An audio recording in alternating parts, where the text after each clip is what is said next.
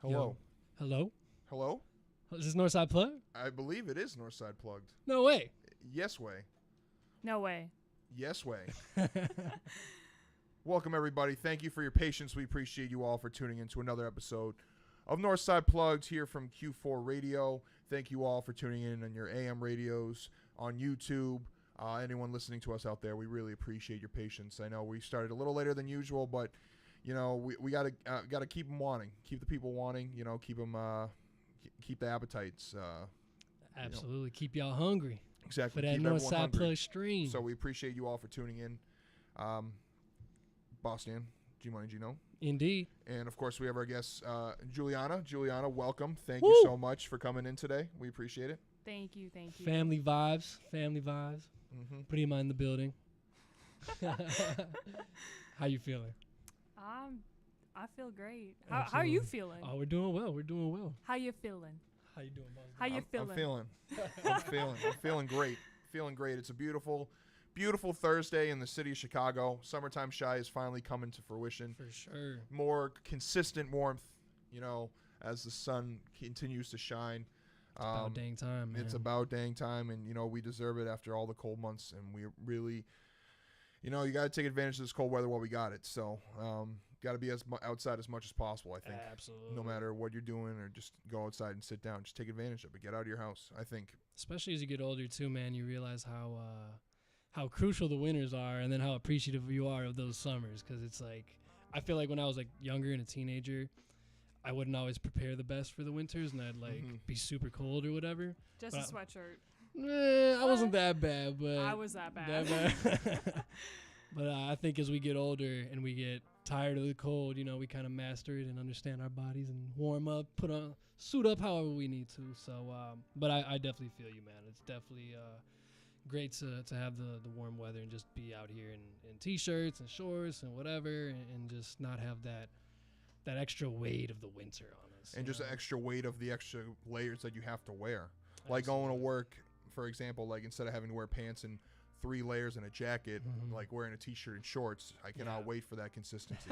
I'm sick of wearing pants and 4 layers on top and even maybe a winter hat if it gets really cold, you know? I'm very much looking forward to as gross as you can get being sweaty. It's a much better feeling than freezing in 1,000 layers or sweating in those layers. You know what I mean? Like you put too many layers on. You're just too hot. You do you're too hot. You like move around a little bit, and then like the heat just stays in because there's so many layers, and you get super sweaty. That's the worst. You're still That's cold. Yeah, and exactly. It's just because now it's just a disaster. So we're looking forward to the warmth as it continues, and as we get closer, further, deeper into the summer, as we get closer and having a beautiful summertime Shy, as they say. For sure. And the one benefit of having the coats, a lot of coats that I've found, is the pockets. The extra little pockets, you know, the shirt pocket, the side pockets, the inside pockets, definitely come in crucial. Got to utilize the pockets. Absolutely, because I find myself in the warm time, like, needing them or wanting those extra pockets. I'll be like, dang, man, I just got the shorts on, and those don't even have pockets. Yeah. Like, man. Or like the basketball short pockets are just too small. So like your phone's like half hanging out. Those are the worst ones, man. And if you're like riding a bike, it just falls out or whatever, bro. So that's why I always bring a sling bag with me whenever I bike, just to throw stuff in there, because I need that mobility in my legs. See, and that's the problem around the city. I agree, but that's the problem though, because then you look in that bag, you got everything in the bag, you're fishing and everything, and you're like, damn, man, I wish I could just have the pockets. Yeah, you're right. Mr. Pockets. Mr. Pockets. Absolutely. All the pockets. Call me Mr. Pockets from now on. I like that. I'm gonna call you Mr. Pockets. Mr. Pockets, thank you. Mr. Pockets. Thank you, Mr. Dan. So to kind of open up the show and give the viewers a little behind the scenes of the purpose of the episode today. So as we introduce, we've got Julianna in the building, who is my cousin, which is super cool. She is I kind of want to leave the floor open to her because her and I actually we met years ago at like a family reunion, but then I want to say a couple months ago there was another family event where we all got together and rekindled and basically got to reconnect our relationship and just more in the sense of like, whoa, we are related, you know, like we are blood, which is super cool. And in the meantime, from now and then, you know, we've been able to talk a few times over the phone and just kind of, you know, get to know each other a little bit more. And it's been cool, you know, and just speaking from my perspective, like being an only child and having a lot of my core family throughout my whole life, a lot of them being, you know, throughout the country and whatever, and only seeing them here and there, whatever, it was just super cool to tap into a whole new basically branch of my family, you know, and it's like, whoa, these people exist, you know, so it's super cool. Again, I'll let her kind of introduce herself to the people, but I'm just gonna open the floor to you. That's more fair because I don't want to not do you justice to who you are. So Julianna, if you want to kind of introduce yourself a little bit, maybe just give the people kind of the core of what you do, and then we can open it up from there. Okay, so same here, only child. For me, like, you know, seeing you a couple months ago, like I knew who you were and I knew who your mom was, but like just we haven't seen each other in so long. Right. So it was just like it was, you know, it was good. Yeah. Well, basically, long story short, from here, from like Joliet area, joined the Navy, and now I'm stationed in California. However, San Diego. Oh. However, they're trying to move me to Japan. Wow. Yes. Dang. So that just happened like 2 weeks ago. Not really sure like how that's gonna happen yet, because with the military, like nobody knows, but like they could say like, hey, like you're doing this like tomorrow, and then tomorrow comes and they'll be like, yeah, like we were joking about that. So now it's just like, okay, so right now like that's a big plan, big picture. If not, then I'll just chill in San Diego and start building my life out there. However, like the $6.30 I pay for a gallon of gas is like not it. So everybody here complains like, oh my god, it's so expensive. But like being out there, I'm like, yo, like the $5.30's a break. That dollar travels far. Yes, especially in really gas, does. especially with gas.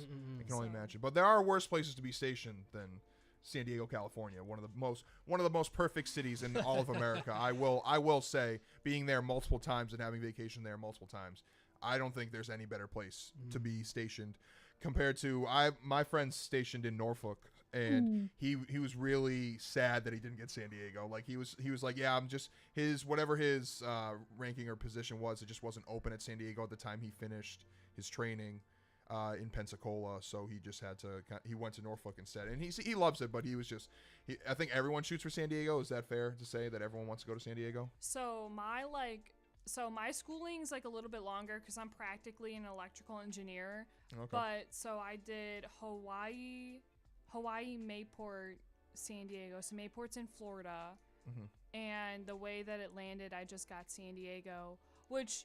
It is extremely nice to go visit, but like living there, like, okay, so I drive like an SUV, right? So the hills and everything with the gas, like I drive a Hyundai Santa Fe. I get like 17 miles to the gallon. It's not worth it. Yeah, with the hills and everything and the gas. Yeah. Extremely nice place to go visit. Don't get me wrong, because everybody like loves to come out to California. Like, hey, like let's go visit you. And I'm like, all right, like cool. Like, are you gonna like pay for gas? Right. But like besides that, it's all right. But I was in Virginia for like a couple months, and I DoorDash out there. Not gonna like brag or anything, but like. Top 1% of DoorDashers in the state of Virginia. Yeah. Yes. So like side jobs like that, it's like really good. But besides that, I tried door dashing in San Diego. Too many apartments, too much for Right. gas. Wasn't worth it. Yeah, that's fair. That's It's completely all fair. situational for sure. Virginia's a little more open out, you know, and you're a motivated person, so it's definitely easier to make things happen, I assume. Yeah, for sure. For sure. Absolutely. No, that was super interesting. Do you want to maybe like kind of open up on like your decision making to even joining the Navy? Like what kind of led up to that? Do you want the truth or the lie? I'm always a fan of the truth, but it's up to you. Your Okay. destiny It's up is to what you want to tell the exactly. Northside Okay. Plug listeners. So And- I'm the most probably open person you will ever meet, and I'm very like easy with it. Okay. Right. So how about this? I give you the truth and the lie, and then you tell me what is the truth and what is Okay. the lie. Yes. Okay. I like that. I did it because I wanted free college. I wanted to travel the world. I wanted to experience things that you can't experience here in the middle of the country. And then I did it to impress a boy. I'm gonna go. The first one was the truth because that's why I would join the Navy as well. But I think it's some- a little mixture of the Yeah. both, no? a little of the glitz and the glamour, and then Yeah. a little bit of decision it's hard- making. it's hard to tell. I don't know the way she said to impress a boy. That kind of it's drawn me in that direction. You know, She wouldn't not bring it up if it wasn't the truth. No, No, because that's a very see, out of the box. yeah, that's good. We're just speculating here. I literally did it to impress a boy. Really? Yeah, and I am no longer. He does not want to talk to me. So you can see where that went. But honestly, if he didn't, so it was a friend group. It was like I was like the only girl because too like I feel like talking like not a lot like of other females can really talk to another female because whatever they feel. But so in high school I was friends with like a lot of guys. So in like my little guy group, it was this guy named Mike, Tony, another Mike, this guy we called Toomey, and so it was just all of us. And I went up to little Mike because there's two Mikes. There was a bigger Mike and then like a literal Mike. So I went up to little Mike and I was like, hey, like, do you think I could join? Because he was the one that joined. And he was like, I feel like out of the whole friend group that you could actually do it. And I was like, oh, really? Like, I had this huge crush on him. I mean, gorgeous man, right? And so I did it. I enlisted. And I, went through boot camp, went through tech school, and he wound up getting stationed in Virginia at like a really good boots on ground command because the Navy's on ships, but he does like a lot more cooler stuff.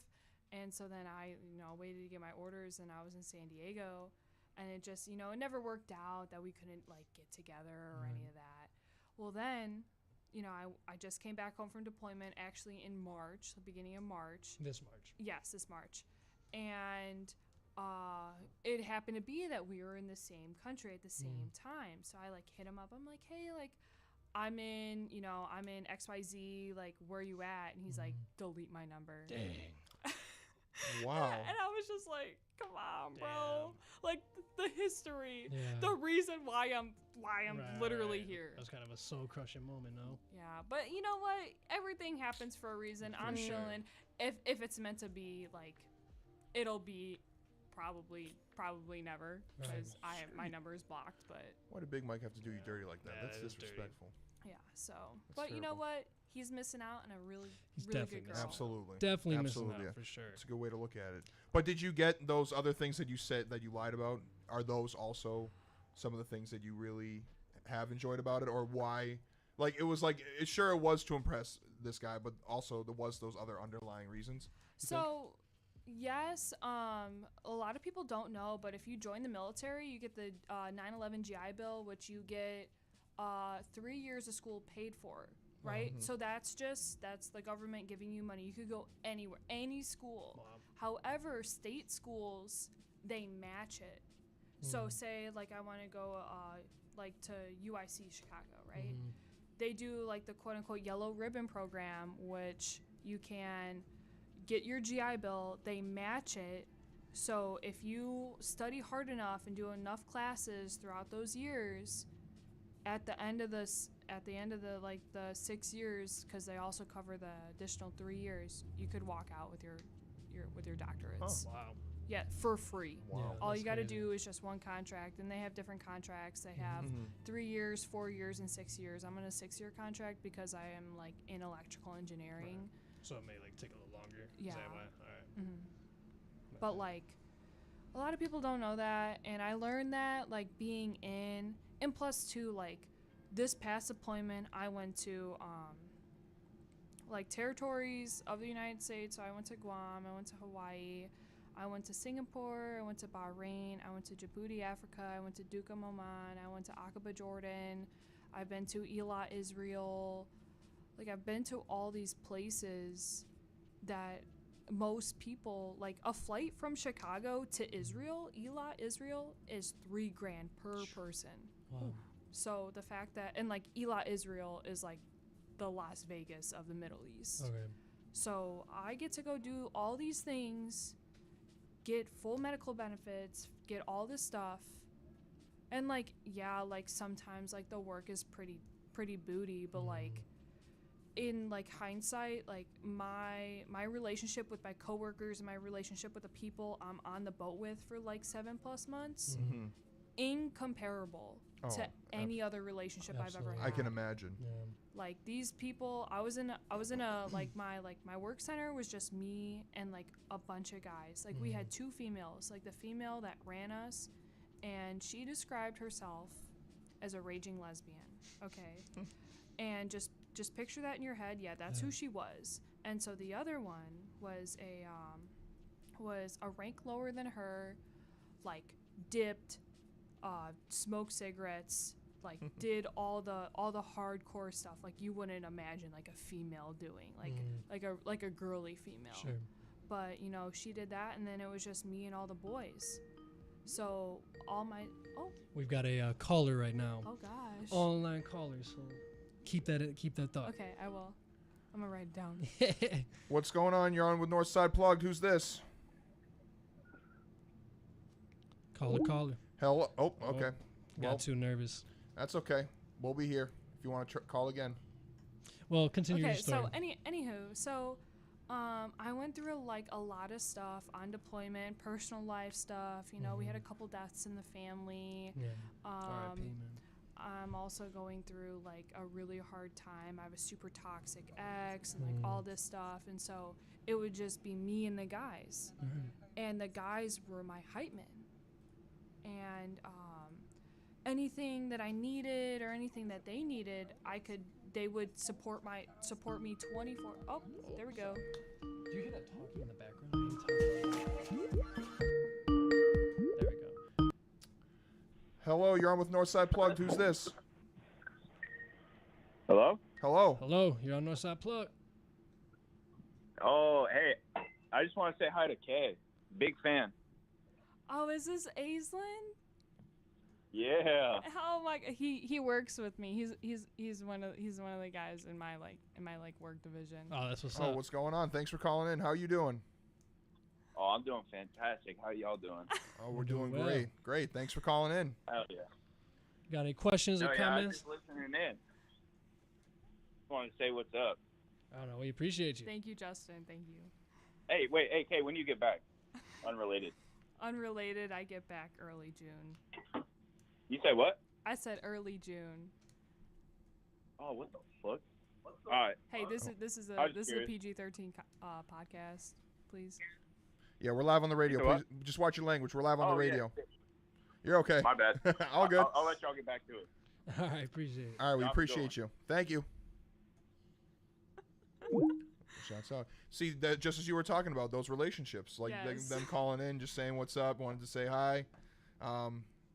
That's really cool. That's awesome that you have those relationships like that.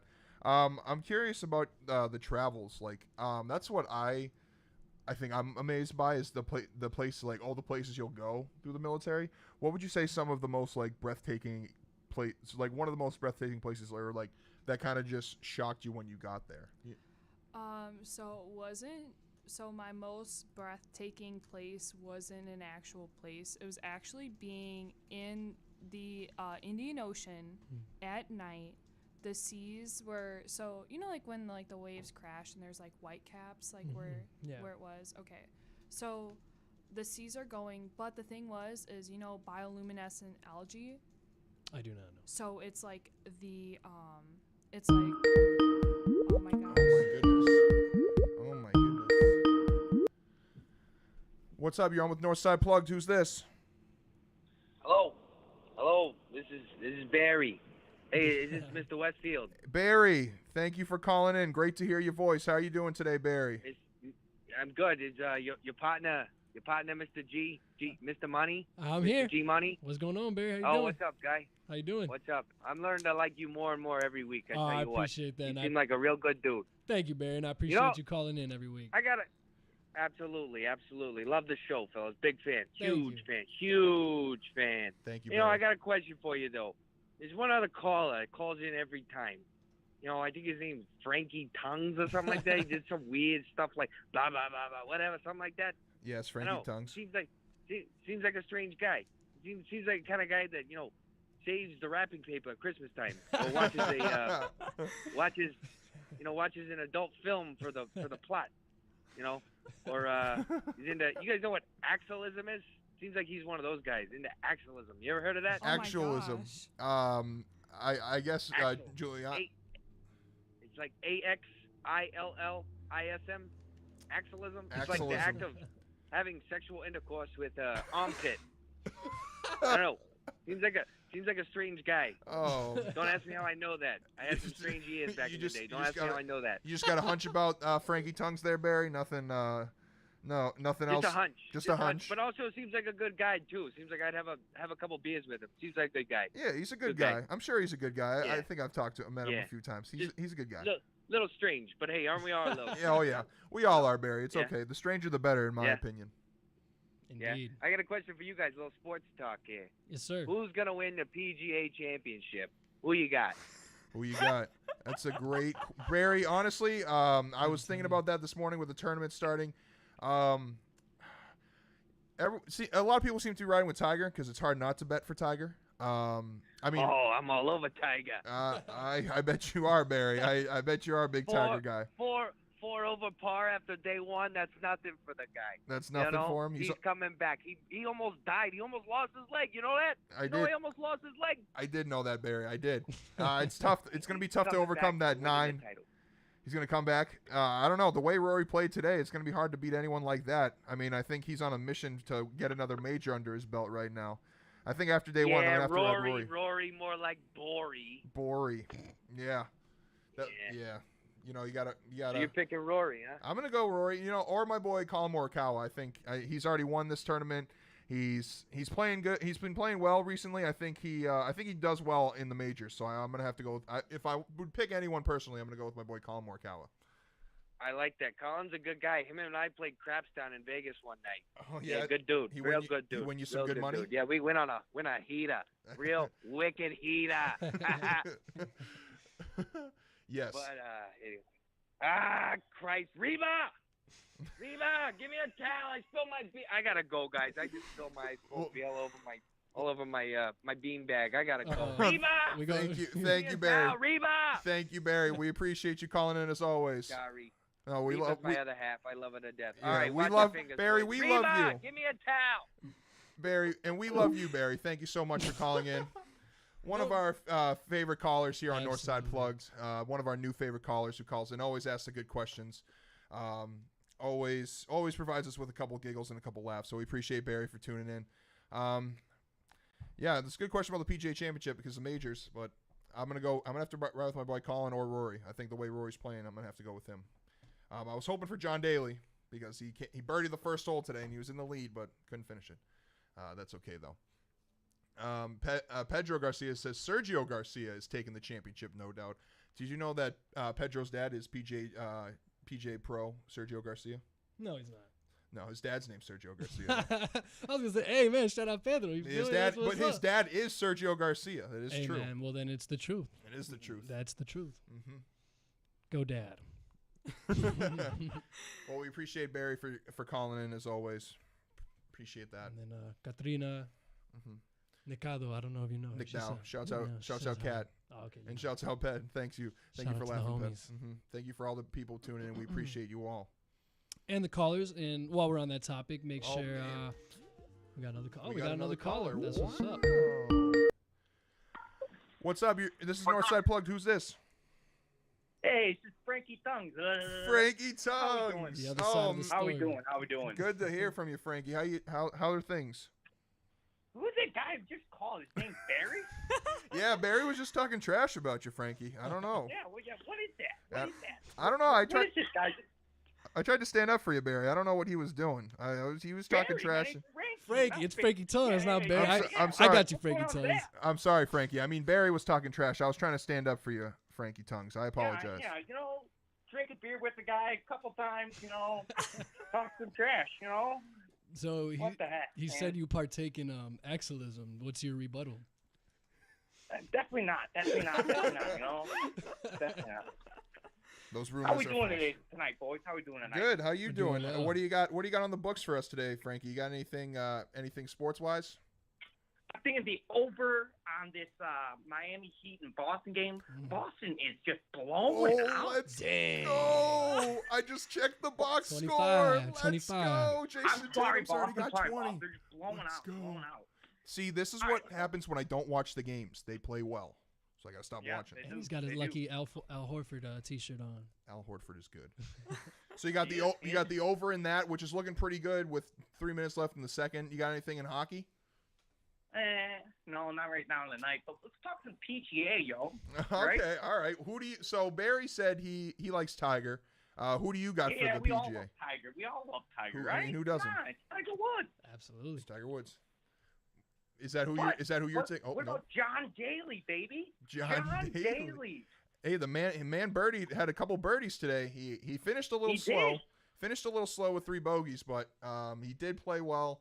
He did start off hot, and you got to love it that a man of his stature and his age he is grandfathered into playing the PGA tournament because he won it back in 99, I believe, or 98.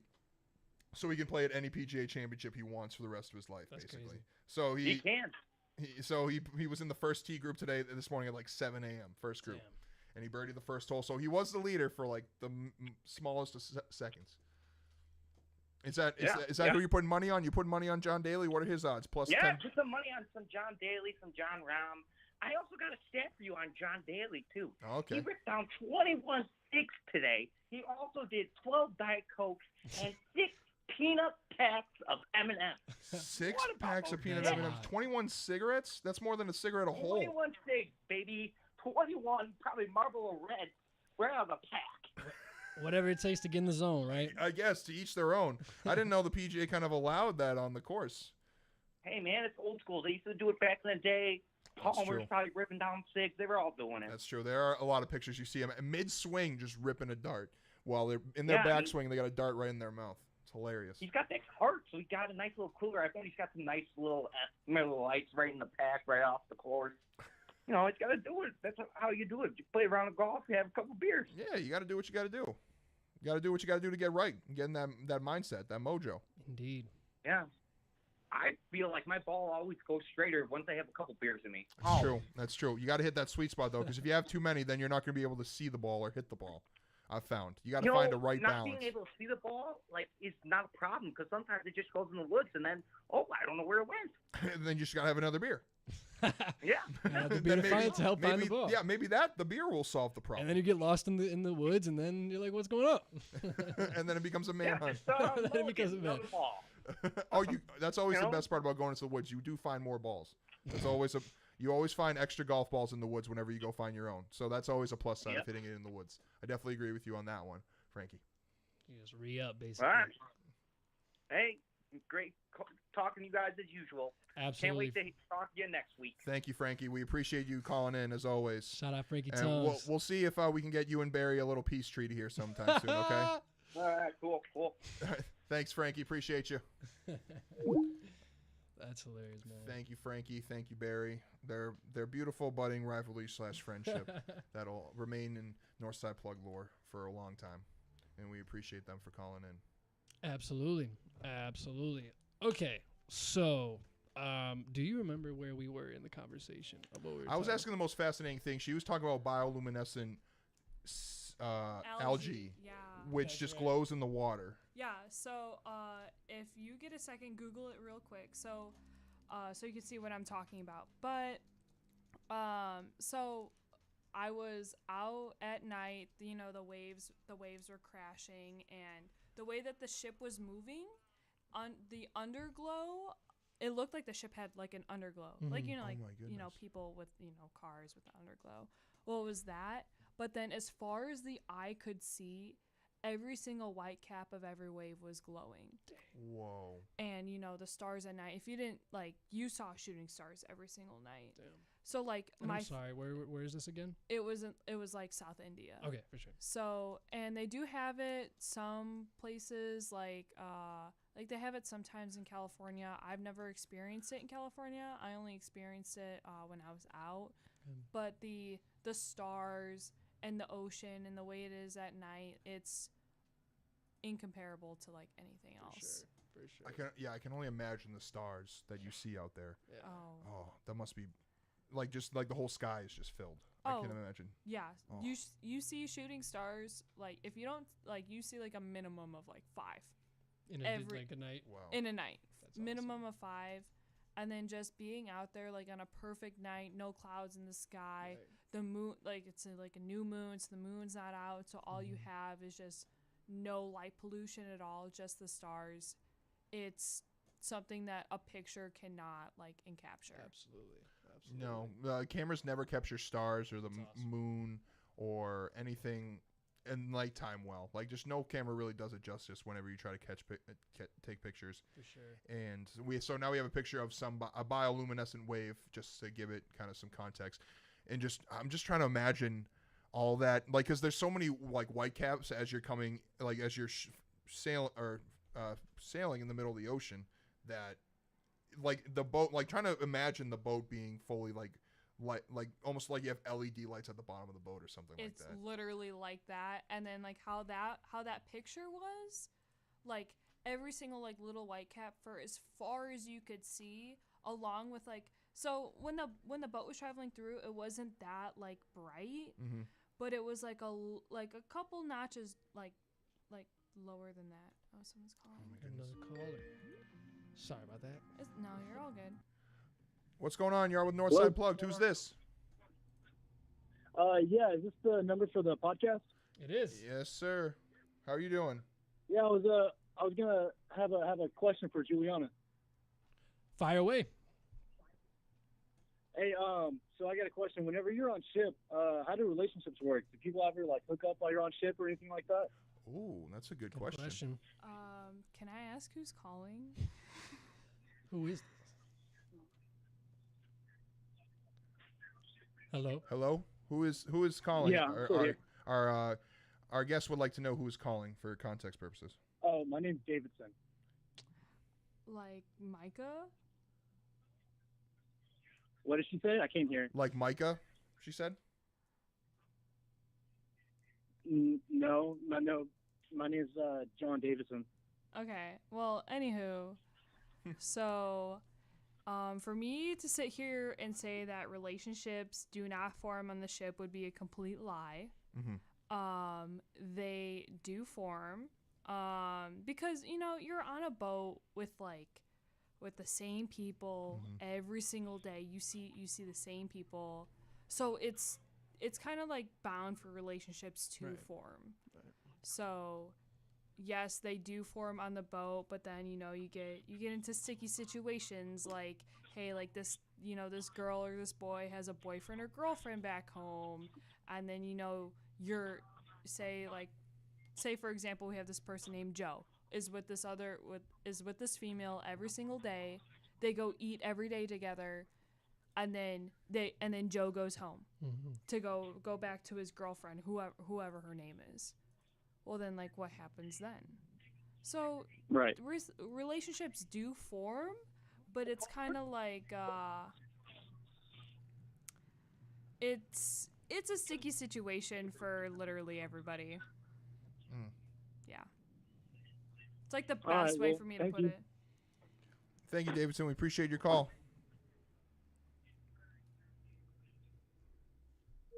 Indeed. Alrighty. But that is a good question, though. I mean, I can imagine in a small space where you see the same same faces, same people every day, like kind of stuff like that can happen when you're just stuck with when you see the same people all the time in the boat. I can imagine any type of scenario. You know, it could be. I feel like any career, it's like any life scenario basically. Yeah. It's like when you're in a specific space or environment for a certain amount of time, confined space, right? It's just kind of natural. We're bound to herd as humans, right? So yes. Sorry, retracking now. Do you remember we were talking about the waves? Waves, bioluminescent algae. So that was really cool. Literally one of the best days of my whole entire life. Wasn't in any of the countries that we named because also too, since it's during COVID, there's a certain law that states within the Geneva Convention, which is like big like international rules of like the military and everything. Well, that states that you can't name exactly who's like everybody on the boat and what you have and like what everybody else has for like confidential purposes. Yes. And so like for example, like we cannot name how many like different types of like missiles or vehicles or whatever we have on board. So we went to all these countries, but we could not enter the country because we cannot say, they were saying like, oh, we need to know who's COVID vaccinated. And in the military, we have to have at least 2 shots. They might have changed it right now. I'm not super familiar. Honestly, I am indifferent about the shots. I'm boosted, whatever that means, but I have the 3 shots and at least everybody else has the 2 shots.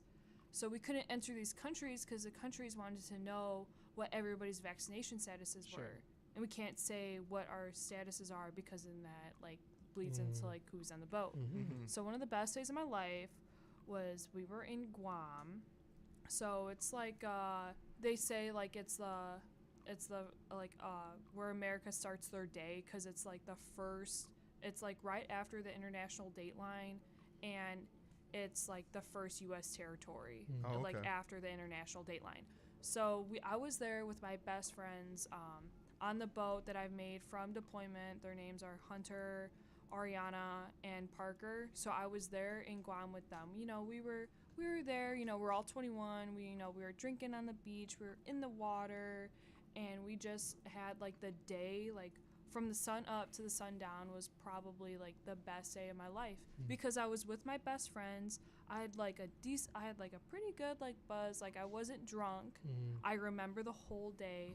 Amazing pictures. And I mean like if you go to any place with like completely white sands and turquoise beaches, like I don't like going to Hawaii. Everybody's like, oh, like let's go to Hawaii. Like I see all my friends that are on spring break that just graduated from college. They're all on trips. They're in Hawaii. They're in Florida. They're in all these places.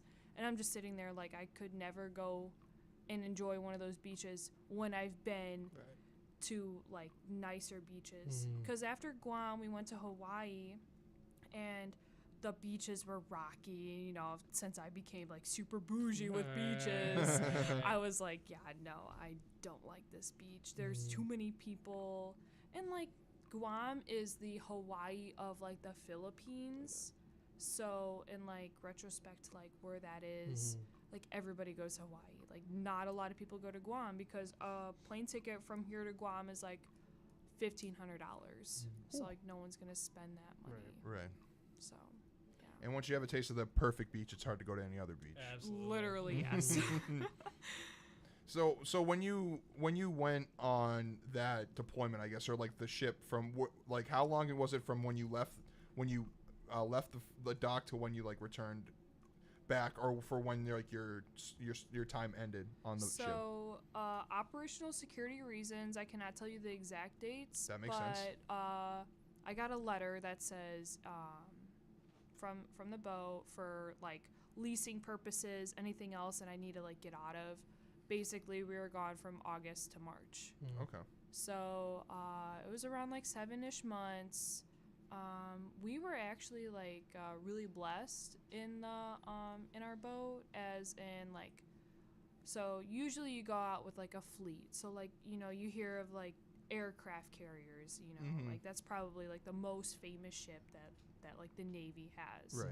Well, we have like a marine aircraft carrier, which is like a little bit smaller than an actual aircraft carrier, but they, you know, do all the marine stuff. How the Marines are to the Navy, the Air Force is to the Army. Okay. So like, you know, how that works. So we actually were the first ship to do a co-op with not just us. It was the Israelis, the Bahrainians, the Egyptians, the Saudi Arabians, and the Jordanians. So we were the first ship to ever do that. So kind of like making you know, making history, you know, doing all this, because normally like all those countries like don't talk to each other. Right. I can't speak so much on that Sure. because for one, I don't follow politics. I really don't follow the news because sometimes it's normally always bad. For sure. So honestly, I just live my everyday life. You know, I just do my job and I go to work, and whatever we have to do, we have to do, and that's just what it is. But there are like, that was like a really cool thing to see.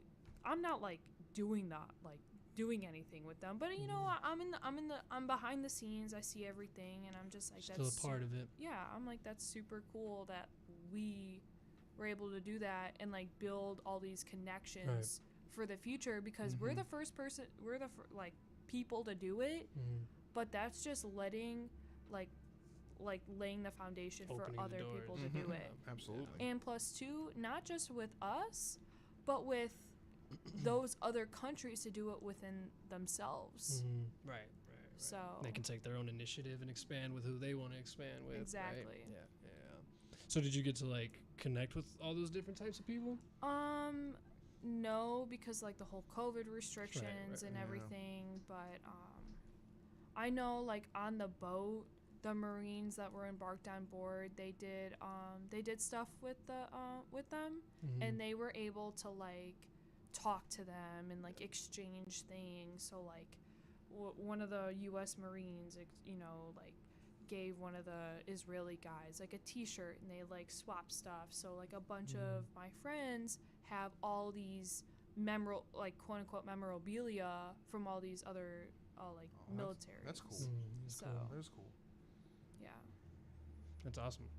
Well, I'm curious too. You know, you've dived a lot into, you know, the Navy aspect of who you are, but outside of that, like, what are other interests that you have, or what do you like to do? Whether it's on the boat, you know, and when you're with your crew members and you guys just have some downtime, like it can be that type of scenario, or when you're back home, you know, what do you like to do as Julianna?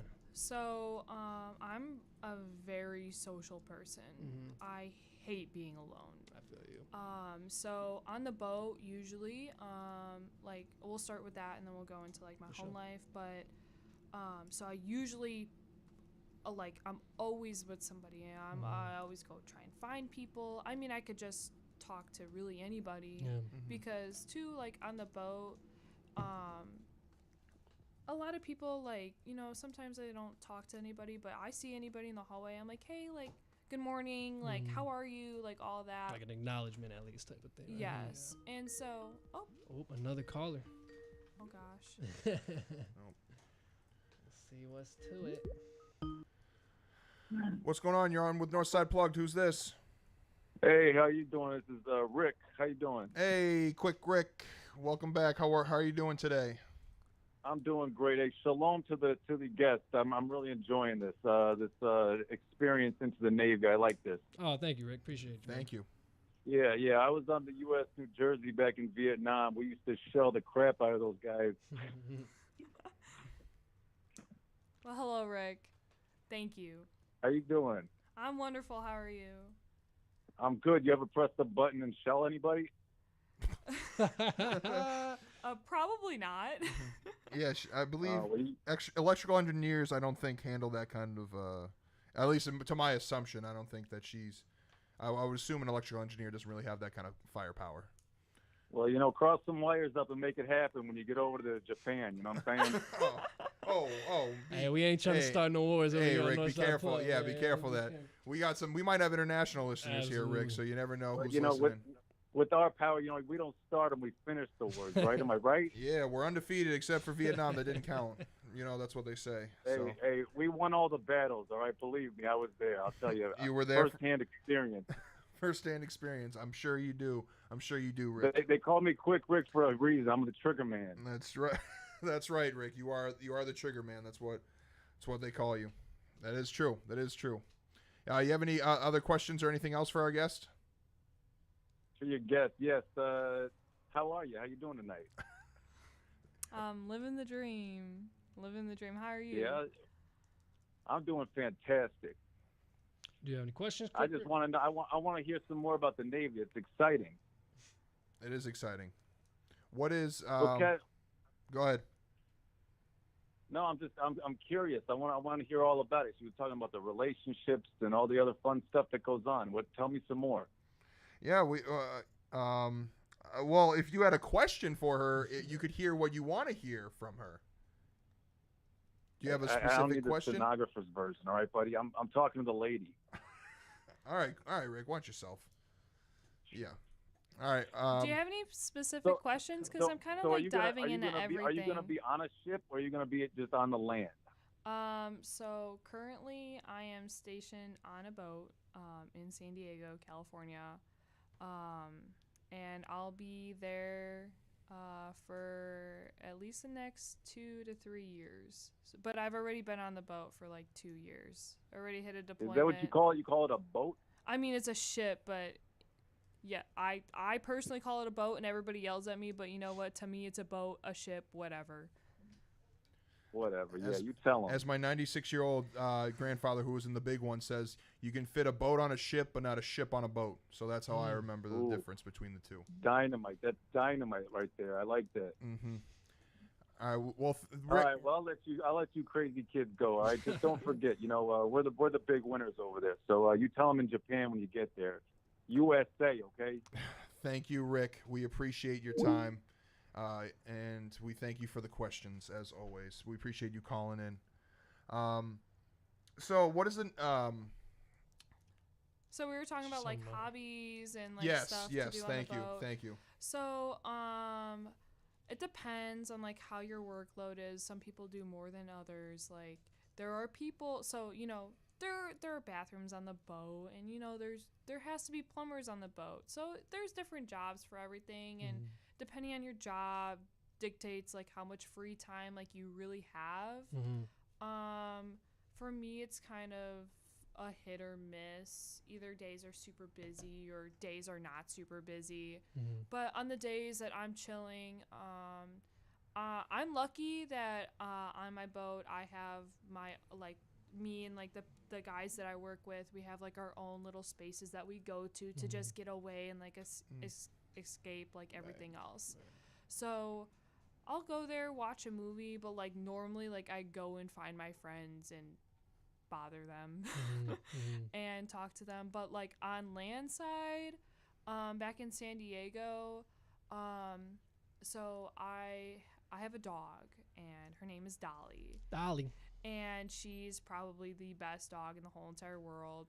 Everybody says that, but you know what? She came. But my dog. She came to me potty trained, and ain't no dog owner could say that. Okay. Yeah. What kind of breed is Dolly? So I thought that she was a purebred chocolate lab. Turns out she's got like a little bit of like blue heeler in her. Ooh, okay. So she looks like a lab, but she's tiny. She doesn't come up past like your knee. And she's that's such a tiny lab. Yeah, she's so cute, bro. And so usually like I'll go play with her. She loves the beach. So I'll do that, or really I'll invite my friends over and we'll just chill, drink a little and play games. Games are always super fun, but that or go to the beach. But I get out of work kind of late. Like I work from like 7 to like 5-ish. So it's when you get home, sometimes you just want to relax. Or absolutely. I'll go from home to work, go get my dog, and we'll go to like Starbucks, and I'll get her a puppuccino, and because she knows what Starbucks is. So even if I say like let's go to Starbucks, like she'll be like, okay, and like dogs are funny that she'll way. get like That's so crazy. excited. Yeah. Dogs are smart. They're very smart. Very smart beings. They're not as stupid as they may seem sometimes. Dogs are not stupid. Dogs are not. Cats, jerks, kind of stupid. They're smart, but they're like cats are evil. They're evil. Cats are evil for sure. In terms of your job, I'm just out of I guess ignorance. So when you say a job, like, is it something that you're like getting paid for? Is it I don't want to say like a normal job like out here, but is it something like you would get paid for, or is it just like something that is part of just being in the total experience of being on the ship, if that makes sense? So when we're not out to sea, you work, your normal 7 to 5. Some people get lucky and they work 7 to 2, but and this is on the ship. This is on the boat, yeah. So sometimes it depends on your job, really. Like we have people, so we have like a ship store on the boat, and you get to buy snacks and hygiene products. Like when we're out to sea, but like those people don't have to work that much because all that they have to do is refill vending machines, cut like two people like. When I mean like cut people, like cut their hair, and then work in the ship store till like 11, and then they're like, okay, like bye, see you tomorrow. So they're off by 12 every single day. But then you have other people, like when I say electrical engineers, so you see like the computer and like the pad in front of you, like the mixer. So basically I work on like the components inside of those types of like small electronics. That's really cool. So like for us, like there's like a lot of small electronics on the boat, so we have to do a lot of preventative maintenance and all that aspect. Kind of annoying, but and since like everything runs on technology now, like I have a lot of work to do, and it's not just us. It's not just like comms like that. It's like safety equipment, like well, I can't find the smoke detector in here, but like smoke detectors, and certain places can't flood, and like ships have like floodings, pretty often. So they also have You're good. They also have like flooding switches and like all these different like alarm panels and like everything that you can encompass like electrically wise. I probably work on. So I'm not like an electrician, but I'm like an electrician, if that makes sense. Okay, yeah. So not like specifically like lights and currents, right? Or currents in the sense of the mixer board. Just you're not working with like specifically lights. Yeah, right? lights or like major like outlets. Like I don't fix outlets. I attempt to fix. That's funny. So if you need any electrician quotes, you can hit up Jules right here.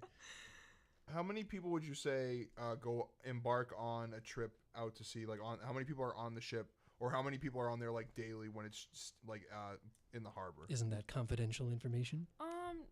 No, because you could like Wikipedia it. Oh, okay. The crew size.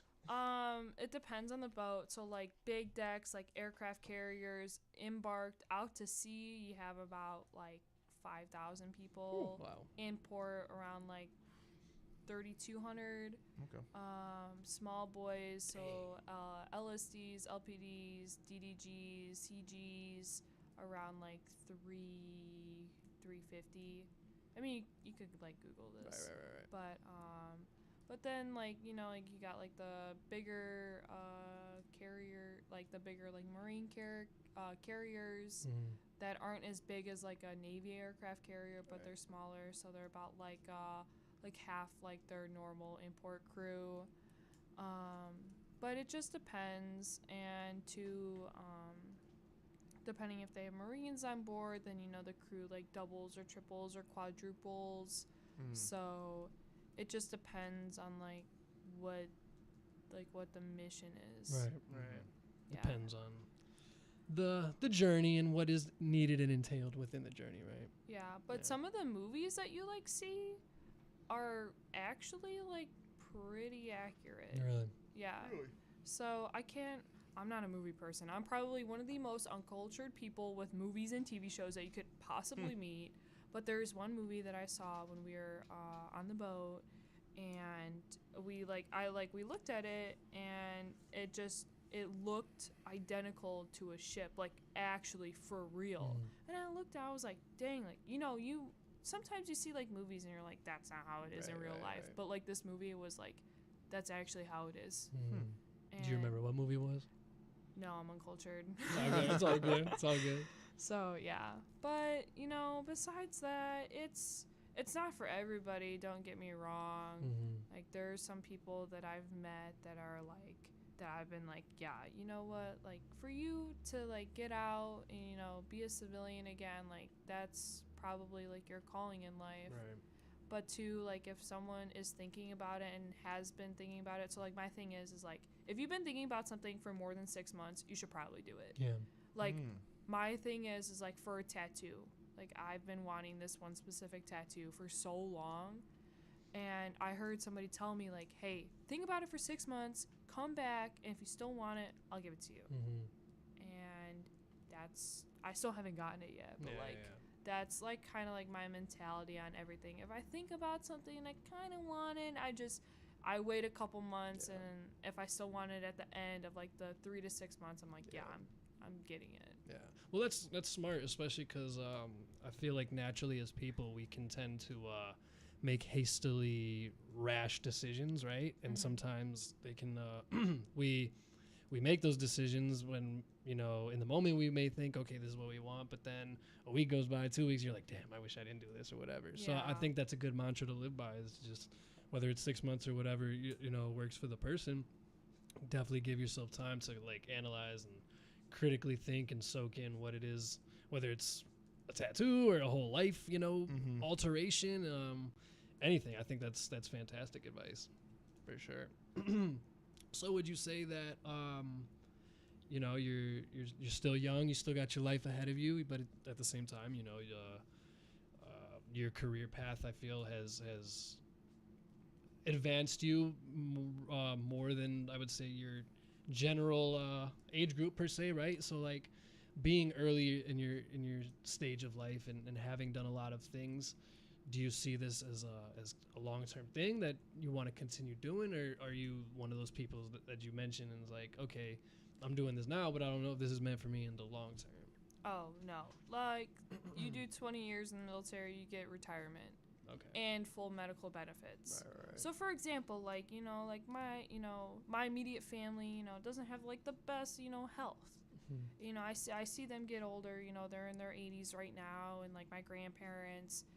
And I'm sitting here and I look at, you know, how many medications and surgeries and everybody's had, and I'm sitting here and I'm like, dang, I do not want to pay for that when I'm older, because that, like, I am them.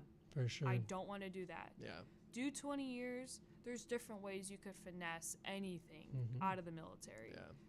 You don't have to be out to sea every single day. Yeah. You could do different things. Like, for example, if I become a labor and delivery nurse, there's no pregnant women on ships.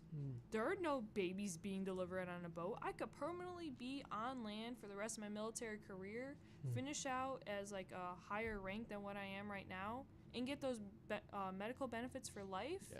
It's too easy. Yeah. But it's just, you have to figure out a smart way to do it, and like how life is. It's all a game. It's who you know, how you could get past it, how good you are at your job, really, because if you're kind of bad at your job, then, you know, people aren't going to like you, and people aren't going to talk to you, and people aren't going to make connections with you. You won't be respected. Exactly. But you can do anything in the military. You just have to know the right people, and you have to be good at what you do already. Yeah. Because if without being good at what you do right now, no one's going to notice you. Yeah, for sure. And then without having those connections, you can't branch out yourself. Yeah. So. And I'm sure, like, everything, and this is just my take, I don't know for sure, but I'm sure everything is just demanding in that aspect, in that environment.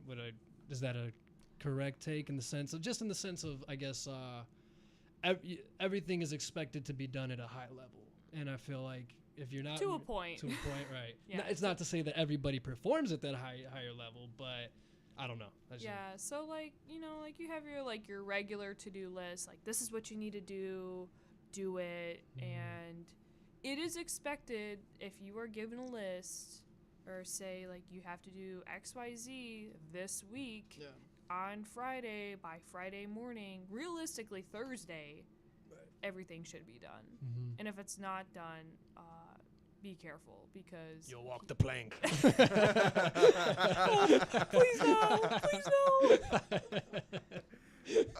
That'd be so funny. You just see naval officers just getting tied up in rope and just They just got the You stick walk and the just plank. pushing you off. You just bouncing up. they don't have swords anymore. They're just like poking them with a pole, just poking them with a stick. Walk the plank. That'd be crazy. Didn't mean to Nah, make a joke of it. nah, you're fine. The military has very different types of jokes. Very Oh, for sure. I feel that. very not rated for this podcast. Yeah, well, I appreciate Oh, it. 'cause absolutely. We I are can on the imagine. FCC airwaves, and I'm impressed that because I realized as we started, usually we give our guests the forewarning not to swear on air, and I'm proud of you that you've kept it clean without us even telling you. So shout out to you, and now you know. So for the future. That's why I had to correct my friends because I knew immediately that they were gonna say some not so smart stuff. Well, I appreciate you being coming up presentable and stuff, but that's just the FCC. You feel me? Definitely, if we were not on the FCC, we would have a little more freedom. But at the end of the day, we rock with Q4 and we respect Q4, and we've been on the airwaves for a minute, so we've definitely learned our way of making do. For sure. One thing I wanted to talk about outside of personal endeavors, it seems that you consumed this album that we were talking about last week, which is the new Kung Fu Kenny, a.k.a. Kendrick Lamar, new album, Mr. Morale and the Big Steppers. Last week I said the Heavy Steppers, but Mr. Morale and the Big Steppers came out as soon as we got off the airwaves last week, and I just wanted to open the floor a little bit and have a little discussion on how we you said you listened to the whole or some of the songs. I listened to the whole album. Okay, for sure. I got my favorites though. So. Okay, so what are your favorites? N95 or N95, Mother I Sober, and then there's one other one. Hold on, You can bring up the list. Yeah, I have to. What was there? Wait, while I get it, what's your favorite? Here. Oh shoot. Okay. A few of my favorites were Mother I Sober for sure. I definitely connected with that. Super heavy. Crown is awesome. I really like Crown. Crown was a great one. Yeah. Silent Hill. Just the beat, man. There's always one, like, as a producer, I was just like, yeah, that's one of them. Which beat? I'm sorry. Silent Hill.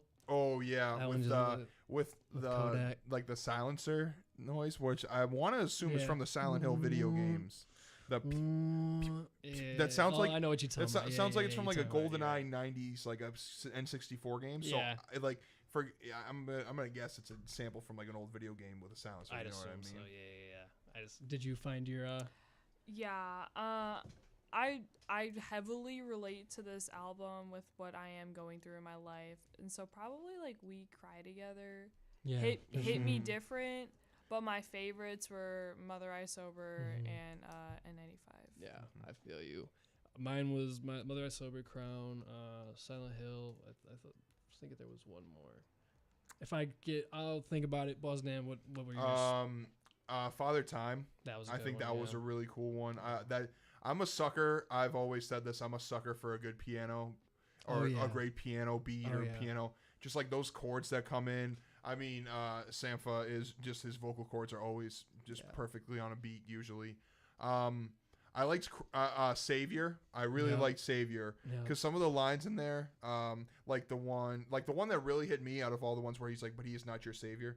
LeBron made you give us flowers, because that like literally is me. Because I learned to respect LeBron before he's gone. Like for that, like that just like struck a chord with me absolutely. And I mean, Mother I Sober was really powerful. I mean, Auntie Diaries. Yeah, that was a.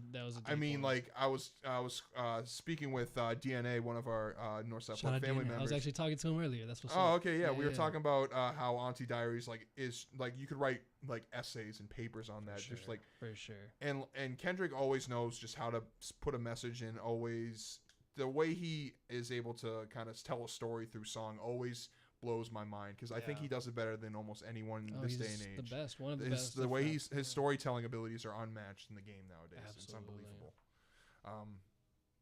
But I mean, overall impressions, Kendrick just does Kendrick again. Like, honestly, like, he continues to surprise us. He continues to make something that, as always, like we said last week, that everything's put together in a certain way and in a certain order. Like, the way that they were. So, like, one of the things I was reading about is, so it's split into two, right? It's the two. It's the Mr. Morale and the Big Steppers. So Big Steppers is first and Mr. Morale is last. Is the second half. Okay. With Mirror as the last song. Right. Basically saying that, like, looking in the mirror is backwards. So he brought it again, the same similar concept from Damn, right? Yeah, and there's some reflection, like the like, what is it? Worldwide Steppers is the third song on the first half. That song too. And Mr. Morale is the third to the last song on the second half. So it's that mirror thing where the way he just puts things together, it just always blows my mind. Yeah. And I'm going to be honest, like, the one thing that I was shocked at the initial listen was the Kodak features, because he was in Worldwide Steppers, then he was an interlude, and then he was on Silent Hill. I really enjoyed the interlude, and he was in the in Rich. No, he wasn't. He was in Silent Hill. Yeah. Because, and I think I was listening to someone talk about it, like, like, most Kendrick fans are people who assume, like, Kendrick's on, like, this level of rap would never assume that he would go on bring Kodak onto his project. You know what I mean? I would have never picked Kodak Black to be on a Kendrick Lamar. I would have picked 10, 20, 30 other rappers before I would have imagined Kodak Black. You know what I mean? But I think he fits in well. Like, that interlude kind of tells, like, the way, like, it just, like, it helps tell the story. For sure. And it does a great way of doing that. Absolutely. And I, like, definitely, I mean, Kodak Black obviously has had his dark history, shall we say, right? So that's where the whole murky waters comes in. But I'll just speak from, like, a musical standpoint. You know, I remember myself and, you know, my, like, ISO, Rail, Payroll, you know, like, back in 2016, when you had the new wave of the Kodaks and the Uzis and the 21 Savage, you know, I remember us being, I don't know, we were pretty big into Kodak. You feel me? Like, Kodak just had that dope vibe and that dope sound. So on a musical aspect, I actually, like, I enjoyed hearing Kodak on the tracks. I thought his rich interlude was really dope. Yeah, I did enjoy that, the way he kind of talks about it and the way he tells the story and how he's, like, himself, how he's grown as a person since 2016. Like, he's changed a lot and, like, you can kind of tell that from what he's saying, and even, like, how he carries himself nowadays. Like, you don't hear as much more about him because he's probably knows that he doesn't need to be as outward and, like, as, like, like, just out there, you know what I mean? Just, like, kind of keeping, just, like, out there in a public sense and just, like, doing things to catch the public eye. Like, he knows that he can kind of just walk silently, like how Kendrick kind of always moves silently, just in that way. Yeah. And I feel like because, as we were saying last week, and kind of anticipating what features may be on, right? I think Kendrick is so smart and forward thinking that I feel like he knew that he was going to get backlash for having Kodak Black. Oh, absolutely. Come on now. Let alone one track, he put him on like 2 or 3. Like Kodak is a big part of this project. Kendrick knew what he was doing. And, you know, I was reading up on some whatever, and I think also just from my own interpretation of listening to the music, I think Kendrick's purpose behind that was knowing, yes, like Kodak has all of this history, but he's utilizing that and like, basically, you kind of said it yourself, like utilizing Kodak's story to implement into the totality of the story that Kendrick, a lot of K's going on here, that Kendrick is trying to tell, you know, and Kendrick knows that Kodak is a flawed person and doesn't have a good history, you know, so I think under that decision making. And there are parts where Kendrick comes out against cancel culture on the album. So it's kind of like another way of him doing that. It's being like, yeah, this person's made mistakes, but I'm not just going to throw him to the side and ignore him completely. I'm going to try to help him just make himself a better person. Yeah. So I see where he's doing that. And there are tons of themes, there are tons of layers, as there always is with a Kendrick project. You're going to have, I mean, like all the songs, like we all said different songs. They all have different themes. Which is crazy, right? Yeah, like, and I agree with some of those. I just wanted to say other ones, like N95 is a great song. Yes. it's hard to pick which song's gonna be like the lead single. Right. Because like with Damn, it was Humble, and like Humble kind of set the stage for everyone, and like, and I'm gonna be honest, Humble isn't my favorite song on that project, and it's not even in my top 3, probably not. But like the way that this is together, I think everyone can have their own unique favorite songs, or just songs that kind of hit them a different way. I mean, songs like We Cry Together and Auntie Diaries are just so powerful. Like We Cry Together is literally the same as Kim from the Marshall Mathers LP or the Slim Shady LP. It's like the same thing. Yeah. And like that's all I could think of it when I heard it. But like it's just so powerful. Like shouts out to what's her name? I don't want to mess her name up. Taylor Page. Shouts out to her. She was phenomenal on that record. Yes. My goodness. Her voice just A1. It was amazing the way she brought that on. Yeah. Oh, that honestly might be the best feature on the album. For sure. And hot take out there. And it was crazy because I was telling you last week, because we were also talking about how we wanted to like listen to the project. So I did what I said. I put on my headphones, and I listened to it, and I had realized, I'm like, dang, bro, like it was different because this was the first time I was listening. Mind you, like ever since I've been making music, I don't listen to music. Like I don't anticipate an album or a project like I did this project. Right. Like, this was a big deal for me, just because I'm a huge Kendrick fan. So this was the first time in years where I've even like gone home. I texted you. I'm like, "Where's the album?" Because the album was not originally on the streaming. You texted me like right at 11. You're like, "Did you get it?" And I was like, I somehow got it. And then like because as big drops like this do, they kind of crash the streaming services. I was blown up. I texted Dan with the mad emoji. I'm like, "Where's the album, bro?" He's like, "Oh, I listened to it." I'm like, "Dang, bro. I'm already listening to it. I'm on like track 4." I'm like, "What do you mean?" I was salty, bro. So I ended up finding it on YouTube and I listened to it, and just like, because when you listen in the headphones, you get the full experience of like the panning and you just really get the left, right. Yeah. You just get a real true feel for the mix. And especially on the topic of We Cry Together, it was just insane because like the engineer just did a fantastic job in the sense of like you have both voices, right? You have them. It's just a whole confrontation, the whole song. It's just in poetic verse, right?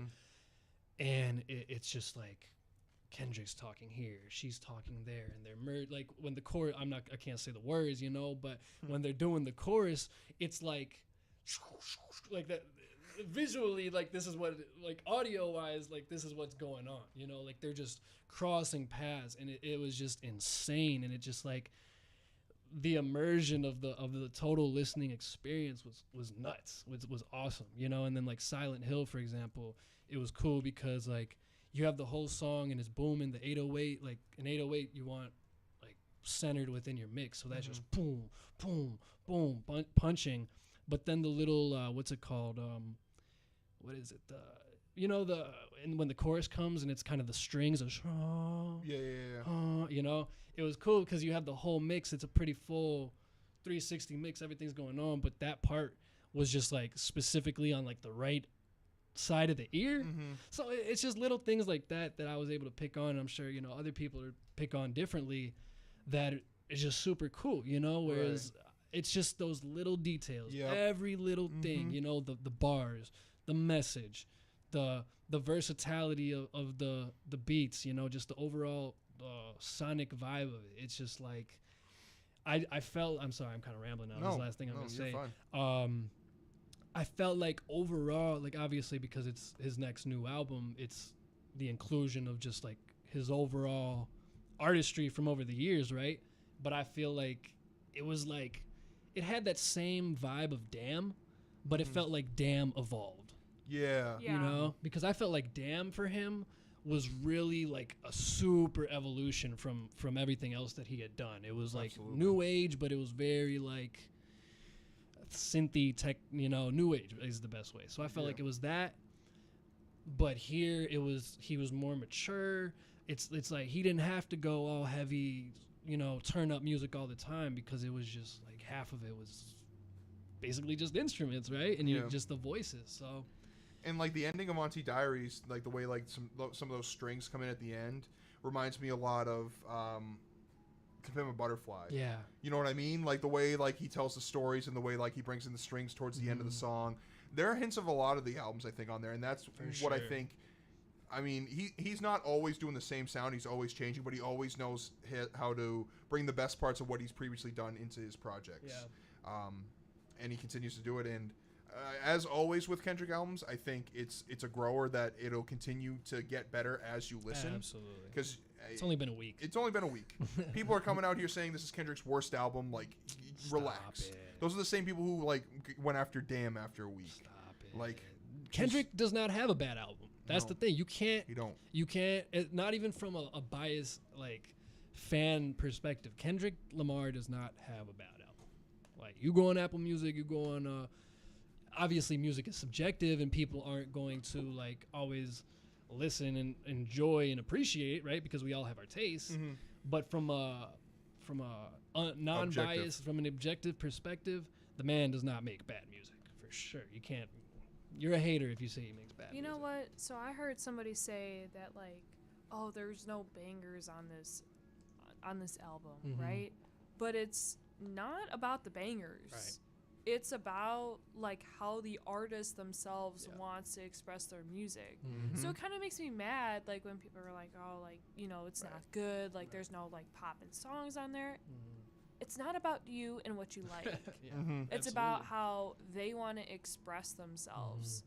And so like just like hearing all that, and like it's not just him but like other artists in general, like it's not about what the people want because they make music because people like what they rap about, what they sing about, everything else. They're not making music for the people, they're making music for themselves, for the people to enjoy.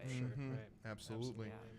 And I think that to circle on that kind of goes back to my point with Humble and Damn, where like Humble was the most commercially successful, was played on the radio a bunch, like was a clear like favorite, like a fan favorite track, but like I said, it's not the most complex of the album. It's not necessarily his best on the album, but it is just like a banger that can be played at a basketball arena, at a club, like, you know, it's like kind of those.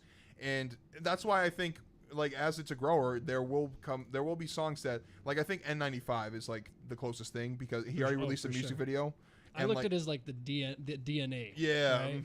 Yeah, that's a good way to describe it. Where like it's like the second track. It just kind of smacks you in the face to start off the album, gets you in that mood, the mindset of like, yeah, you're listening to another Kendrick Lamar project. Like, absolutely, buckle in. Like this is going to be deep and it's going to be heavy and there's going to be a lot of different beats in here. So you better be ready. For sure. And back to your point, Jules, I totally know where you're coming from in the sense of it's just like, especially being a music maker, that can get frustrating because it's like that's where I come from, you know. It's like I make the music first and foremost because I love to do it, and I do of course take into account, you know, the listener, because I feel like there's really no point in being a musician if you're not taking into account the listener. But at the same time, like, it has to be that balance. You have to make what you want, but you do have to like somewhat cater, because it's like if you're not catering, unless you're like really experimental and it works, you know, it's like people just may not vibe with it.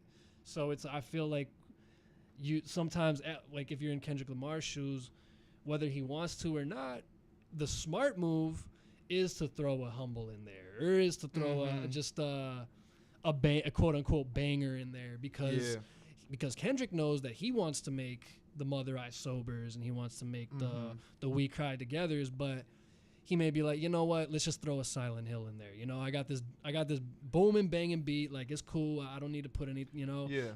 The chorus. I mean, I love the song. The song is dope, but I mean, it's not a very, you know, it's not a very complex.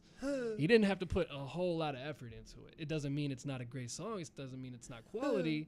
But, you know, it's absolutely. just, it's marketing ploys at the end of the day. Yeah, oh, absolutely. Because as artists, we know that the majority is exactly what you just said. Majority of the time, listeners are just looking for the bangers. They're just looking for the opportunity to turn up because they want to go to the club or they want to go to the concert and they just want to jump up and down, get effed up, and have a good time. And you can't blame the person, you know, but it definitely is on the listener to have a responsibility to understand what you just said. It's like the artist is going to make the music that the artist wants to make. And if you're not going to appreciate and understand going in that, you know, Mr. Morale and the Big Steppers can be anything, you know? And if you're just anticipating it like, yo, I need the bangers, and if it's not the bangers, then it's trash, you know? Like, you're thinking very narrow-mindedly, and that, unfortunately, is the majority of society. Yeah. You know? And I think at this point, Kendrick doesn't have anything to prove to anyone. For sure. So he doesn't have to have a lead single that's a banger. He doesn't have to have something that, like, he doesn't have to necessarily have something that can be radio, like consistent radio play or anything like that. Because like he's at this point where he's like, I'm gonna make what I want. I'm gonna say what I want to say, and if people don't like it, cool. If they do, then that's great. That's even better. Like, you know what I mean? Like, he's just at a point where he doesn't have to prove anyone with a lead single a couple months in advance. Yeah. You know? Yeah. Absolutely. Wait, can I ask a question? Yes, ma'am. What's y'all's favorite Kendrick album? Ooh. Go ahead, BossDan. I already know my answer, but I'll let you answer. I think we might have the same answer. Man, it's such a tough question. I think I'm always gonna ride with Good Kid, Mad City, and I knew G Money was gonna have the same. Because that came out 2012, 2013-ish. Whenever that came out, we were in high school. I remember buying that on iTunes, the extended version. With the van on the cover, not the family with the blocked out faces, because like that was the first, like I listened to Section 80 a little bit, but not as much as I did until Good Kid, Mad City came out. Right. Because like that was when I first realized that you didn't like the storytelling was where I first saw like with Sing About Me I'm Dying of Thirst. Like I remember listening to that the first time and being like, holy crap, like this is unbelievable. Like this man just went on for 10 minutes is still rapping while telling a story about the struggles of living in Compton and all that stuff, like things that I would never experience as a white kid from the South Shore of Massachusetts. And he tells things like I'm in there, or he puts me in that space, in that place of the struggles that he had as being in the mad city of LA, of Compton, of South Central. You know what I mean? So for me, I think always it'll be Good Kid, Mad City. Just from top to bottom, there's so many good songs. Absolutely. And the way that it kind of pushed me into that, into a deeper, I'd say deeper respect for hip hop in general. Honestly, I think I don't remember if I talked about this last week or in the recent past, but in high school, like early high school, I was kind of really struggling to find like what my exact music niche was, or like what I really enjoyed listening to. And then like 2012, 2013, like this and like other projects came out, and I remember just being like, hip hop's what I love. Like it's the music that I really resonate with and I listen to because of the way guys like Kendrick came out and immersed me into these scenarios, into these stories, while also making like Mad City and Money Trees is still one of my favorite songs. Like that is unbelievable. Like and like Don't Kill My Vibe. Like come on, like what are we talking about? Like it's just such a good album from top to bottom. Okay, so one more question for the both of you. Oh, now she's taking over Northside Plugged. Go ahead. Hey, let me do this. Go ahead. Okay, one song for the rest of your life. Has to be Kendrick. What is it? Damn. All right. No other songs. You have to have like it's ultimately like your favorite Kendrick song. But it's only one song. So I asked you guys the album, right? It doesn't have to be from that specific album. Yeah. But yeah. That is tough. Wow. That's a great question. I'm going into the discography with this one because there's too many. Oh, off the top of my head, I think one of the first ones that comes off the top of my head is All Right. I think I love that music video, just the way that he put that together. I think the kind of that is almost like a lead single on that album. And like it just kind of it always just puts me in a good mood with, and I love the jazz samples. Maybe These Walls, honestly. This is tough. I'm thinking, what do you have one? Julianna, do you have a Kendrick song like your one favorite Kendrick song above all others? To throw it back at you while we think. That's called Building Time right there. I like Building that. Time. I just made that up. I'm gonna stick with it. Probably All Right. Yes. Because like throughout it could really go with like anything that you're really going throughout life. And that's honestly, it's definitely one of the songs on my constant repeat playlist. All right, I got mine. You said all right. Yeah. All right, you said all right. Yeah, I'm gonna try to get another one though. All right. And all right. All right. Okay, so I've got two, but I think I can boil it down to one. So my two would be Fear from Damn. Yeah. And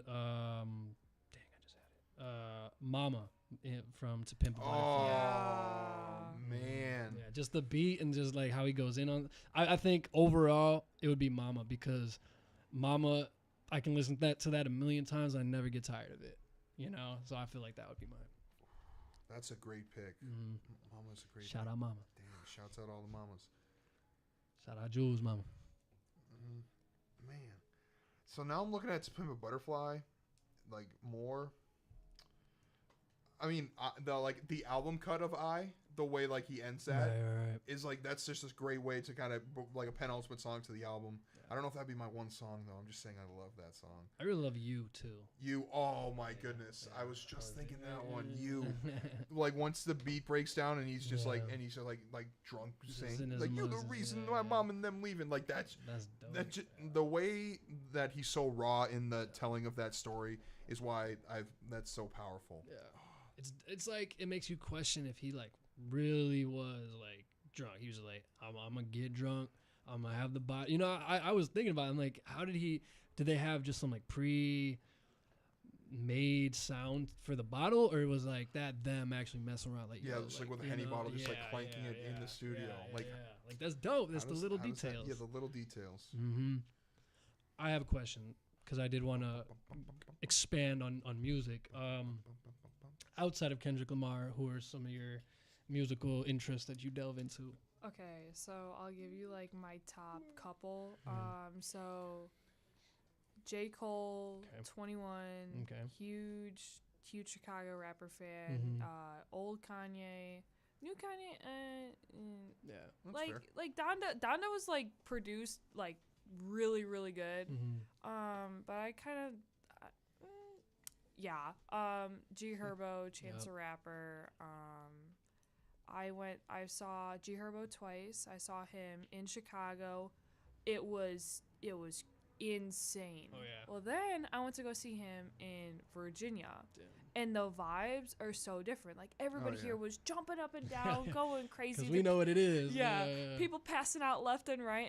And then I went to Virginia, and I was like, I was in Norfolk, and I was there, you know, I was vibing, and nobody was on like the same wavelength as they don't know. They don't even know how to connect with it. And so I was just sitting there, and I was like, dang, like I really spent this money, and for everybody to just stand in this room and stare at this guy when you know, when I knew how it was.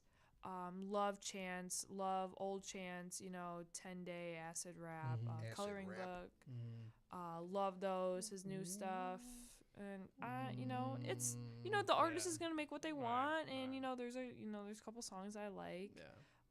Love 21 Savage and J. Cole. Probably my favorite songs by them are Your Heart, Betrayed, Ridin', J. Cole, Under the Sun, Your Heart. Oh, My Life.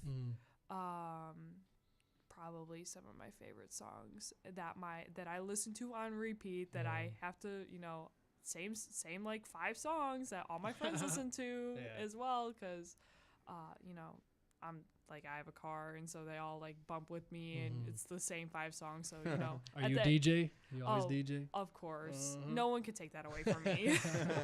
So, you know, we all vibe to the songs, and, you know, they listen to similar stuff as me, so, you know, some of my songs, you know, they know all the words too, so then, you know, we'll turn the volume all the way up, and then we're all vibing, and it's just, I don't know, it's immaculate. Yeah. It's immaculate. No, I feel you.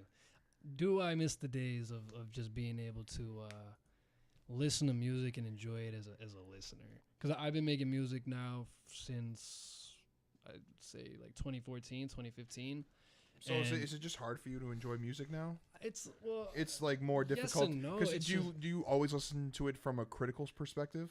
I don't want to say a critical perspective. Like I don't listen to it. Like I didn't go into this album being like I'm gonna listen to this and listen to that. How's the mixing? Like how's the? No, you're just like. But you notice things. I noticed. No. You're absolutely right. Yeah. No. I take it all in as best as possible, but I'm more hyperactive about everything, and I can notice things a lot more. So it's not like I'm going into something anticipating it for it to be whatever, but mid-track I could hear something where it's like, at first it was cool, but I'm like, I ain't feeling this, or like I can just feel that the artist isn't putting their all into it, or they're just kind of fool, or there's a lot that goes into it. So it's just, and then it's like I've built my standard and quality of music, and then I listen to a lot of like the artists, Northside Plugged artists, or just the underground scene, whatever. So it's like, I don't know. I enjoy music, but I'm talking about like when I was back in high school and grades more in high school, but I would just have headphones in all the time, and all I was doing was listening to music, So, and it was, let me put it, I don't know how to necessarily describe it, but I remember there was one instance of music that was just like, whoa. And it goes back to Kendrick Lamar, which is funny. His song, Rigor Mortis. Right, with the crazy trumpets. And I'll never forget this, man. Like, this was back in high school, and we used to be egg in your basket, you bastard. We used to be getting high all the time.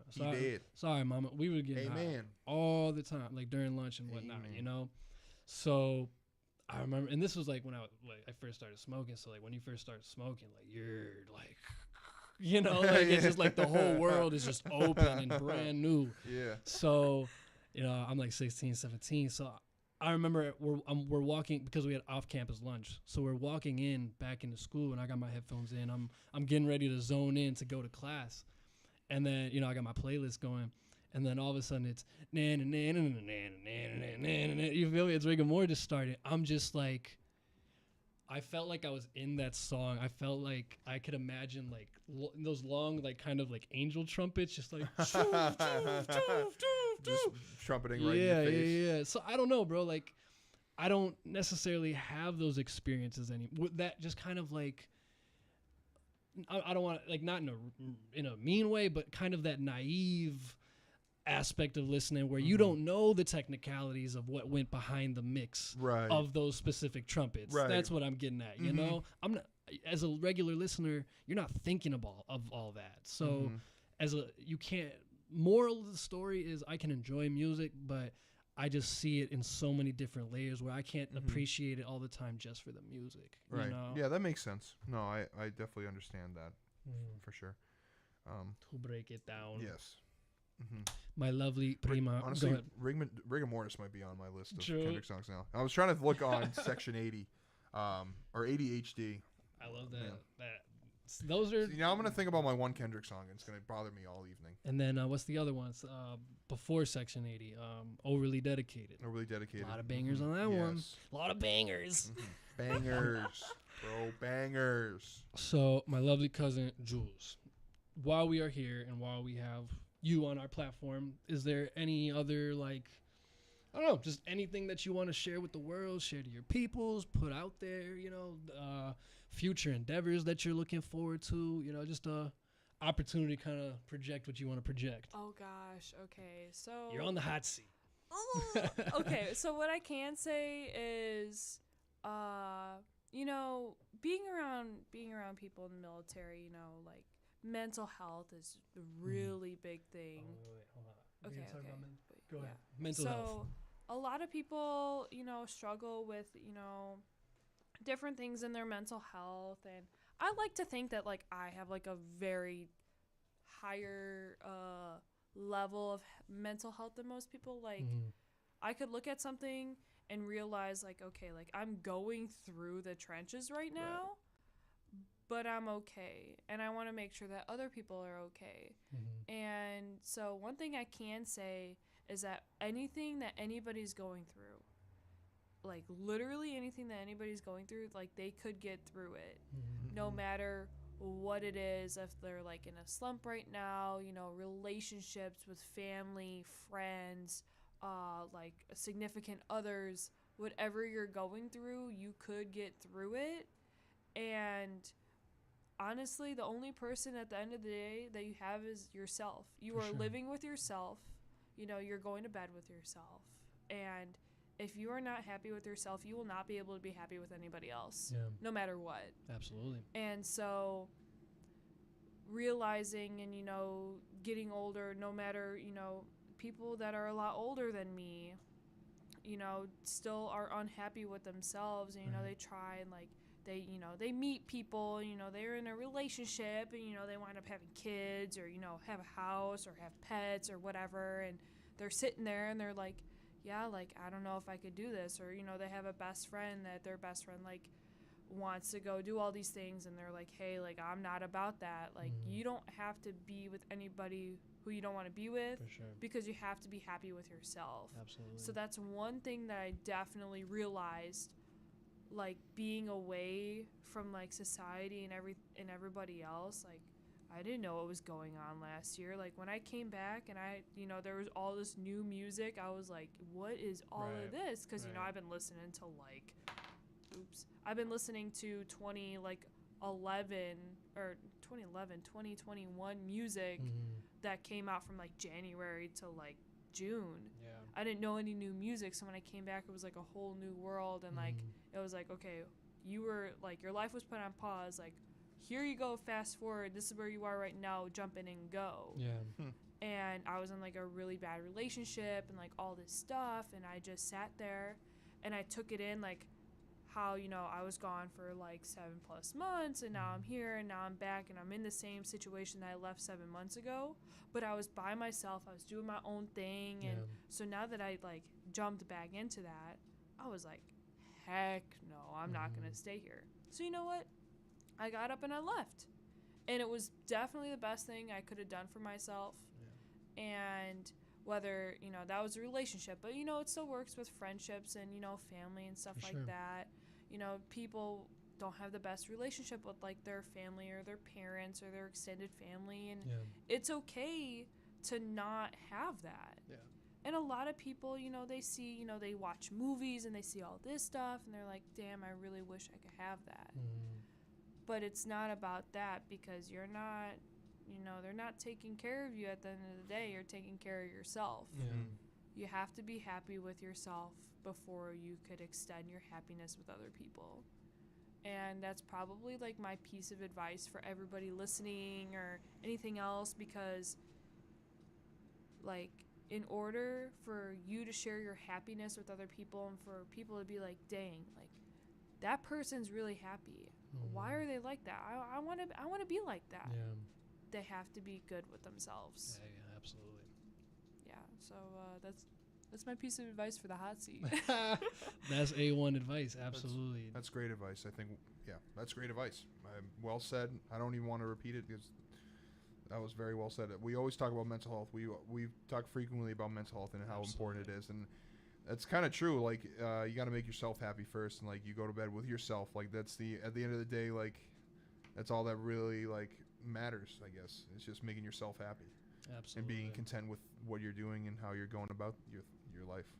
Absolutely. I wanted to ask, to kind of dive deeper into that. You asked, or you said, basically how you got to go through your mental stuff, right? Like you said, the trenches, right? How do you, when you're in the trenches, right? Because I'm sure, you know, everybody and whoever's listening or whoever watches later, whatever, you know, anybody that's walking the street is going through the trenches one way or another, whether it's mentally, physically, spiritually, you know, like we've all been, or we're all going through the trenches in some aspect, right? So, like, for you, I guess, what are some, I guess, tools or whatever, like, skills that you picked up to kind of, like you said, you can put yourself in the moment to analyze, like, yo, I see that I am in the trenches, right? How do I now dig myself out of the trenches? You know, like, what are those steps that you take for yourself? Well, one thing that I've been doing that I did most of deployment, when I was feeling all of the feelings that I needed to feel to get through everything, I journaled every single day. People are, you know, journaling takes a lot of time. But the thing is, is if you write all down your thoughts, like you don't need to talk to anybody else. You don't need to tell anybody else like how you're feeling, because sometimes people are snakes. Use it against you and all that. Yeah, for sure. So, and plus two, if you have a novel of every year of your life that you just write, when you're old and decrepit, and I say that, not mean by any means, but like when you're old and weak and all this, and say that you do have a family, and they do want to learn about your life, or say when you pass away, your grandchild or great grandchild wants to do a story about you. They could just read all the stuff that you go through. It's your whole legacy right there. Yeah, exactly. So writing stuff down, listening to music. Honestly, listening to music in a space that's your own and just screaming on the top of your lungs, that's like the music that relates to what you're going through at the moment, for me, is like the best. Or even when I'm in the streets. I was riding my bike here, right? The bikes. And I was listening to Betrayed by 21 Savage. And I was rapping the whole song. And I was just, like vibing by myself. And two, last week I went to Six Flags by myself. All my friends, they were doing their own thing. That's neither here or there because they already know. But so I went to Six Flags by myself, and I bought like the Flash Pass, and I was just hopping on rides. And as soon as I get out of the ride, I'd pop my headphones in, and I would just be singing to myself. And I was walking up the stairs, and this woman looked at me. She was like, she looked back, did a double take. But I was just vibing. I was just vibing to my own music. You're secure with yourself, and she probably wasn't secure with herself, to the point where she doesn't understand. You're just doing your thing, So the thing is like to help people, talking to other people, writing stuff down, or honestly, if you get to that point that you're comfortable with yourself, just going to do things by yourself. Like when I told you that I went to the G Herbo concert, I literally went to the G Herbo concert by myself. Like no one was with me. It was just me, and I went, and I had a fun time. The vibes weren't like Chicago, but that's neither here or there. And that's power to you. I don't mean to cut you off, but that's power to you, because earlier you said how you really you're the type of person where you want to be around people, right? And you enjoy and you thrive off that, but you still have the security within yourself to be like, okay, if y'all ain't gonna ride with, or just the scenario is where, okay, I just gotta go by myself to have a good time, you're willing to, because a lot of people will be like, oh, you know what, either I'm not feeling it, or they'll be embarrassed to pull up by themselves, they'll be intimidated to be in a crowd by themselves. There's a lot of factors that go into just that decision making, and that, I feel like that's a big character just telltale of you, to be like, yo, I can have the times where I'm gonna link up with my homies and have a good time, but if that's not the option all the time, then I'm okay and fully comfortable with myself to have fun that I still want to have, rather than being like, damn, I have these tickets but nobody wants to go with me, and then you miss out on an opportunity just because you were waiting and hoping for an opportunity to pull up, rather than going to the concert and maybe you make new friends, right? Or maybe you find a new relationship part, whatever, right? So too, when I went there, I was riding the giant drop, and I was there, and I strapped myself in, and I was just sitting there, and this little girl comes up to me. She's probably 8 or 9 years old. And I'm sitting there, my feet are swinging, I'm really tall, so my feet never swing. So I'm sitting there, super happy. She looks over at me, she's like, "Are you here by yourself?" I was like, "Yeah." And she's like, "Why?" Little kids, they don't know. And I told her, I said, sometimes, you could go out with your friends and have fun, but sometimes you have more fun by yourself. I said, I could go on any ride that I want right now, and I don't have to wait for anybody else. I just go. And she was like, "Oh, okay." And I hope that stays with her. You probably changed the whole trajectory of your life. Yeah, I it's really a possibility, hope I did. right? It's a possibility. And that goes back down to kind of that decision making, right? Or that consciousness where it's in that moment, and of course, she's a younger kid, it's you're not always going to be developed, but things like that, especially when you're a kid and it's an older head, right? Or somebody that you can look up to. I know you remember the older heads in your life that, gave you guidance and cared about your well-being. So I'm sure there's some aspect of that interaction where that she'll carry forever. And, you know, you probably made, whether she realizes it in the moment or not, you know, she'll probably make decisions in the future. You know, she'll have the confidence or even be aware that, yo, like, I can go and do my own things. Because I remember there was this older girl when I was a kid that was just having fun next to me going on a ride, you know? So power to you for being an inspiration to the kids, because that's what we're all about over here on Northside Plugged and Q4 Radio. Hell yeah. No, Heck that's yeah. okay. That's the murky waters or whatever. But yeah, indeed. Absolutely. Was there anything else that you wanted to share? Any shout outs or Shout out to all the, I got a couple. Shout out to my mother because she's gonna be listening to this later. shout out moms. Shout out. Thank you, Denise, for giving birth to a legend. Her birthday is actually on Sunday, so happy early birthday to her. Happy early birthday. Happy birthday. Shout out to my friends back in Cali, the guys that I work with, the Goon Squad. Shouts out the Goon Squad. And then shout out to the MPG. I don't know if you're listening, but shout out to y'all and, you know, everybody. We have a little handshake. It's like this. So like you no, with your pinky. Okay. Yeah. I'll tell you what it is. I'll tell you what it means after. Oh, the camera missed that, so no one knows what this handshake is. It's a secret family handshake now. Secret handshake. Secret handshake. But yeah, MPG, homies, Goon Squad back home, and myself. Shout out to myself. Shout out to yourself. Shout out to yourself. Shout out to you. Shouts out. Appreciate you coming on. You know, like I said earlier, you didn't have to come.